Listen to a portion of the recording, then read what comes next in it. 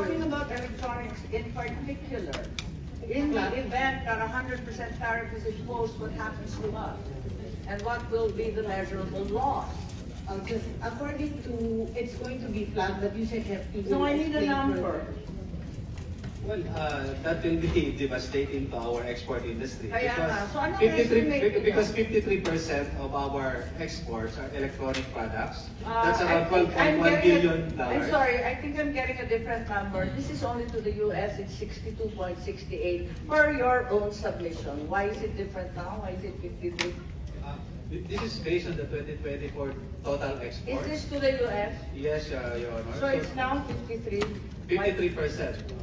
Why did you submit this other number? Okay. Anyway, so the losses will be? No, this is from your own website, sorry. Okay, dun sa 53%, anong mawawala?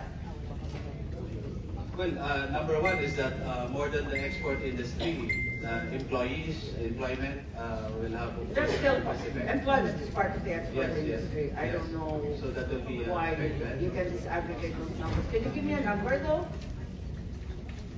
We know it's going to impact employment. I need a number. Hindi, kasi ang hirap-hirap mag-plan forward. We're talking about budget. So, ang pag-uusapan lamang dito ay puro numero.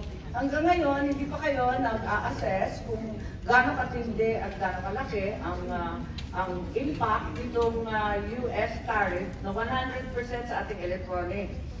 Okay, ihambing na lamang natin sa Vietnam. Vietnam, maliwanag ang electronics. Dati, 42%. Ngayon, patas-patas na tayo halos. 19-20%. At kumpleto ang investment nila sa mga wafer and other furnaces. Tayo walang in-invest. So, we're not competitive. So, mapupunta yan lahat sa Vietnam.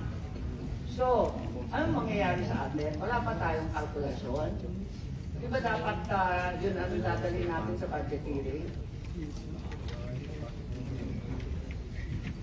Will revert, Your Honor, as to the employment under the... Gusto pa ninyo magka-hearing? Ayoko na eh. Pagod na si Senator Gatchalian. Dami-dami yan hearing. Wala? Okay.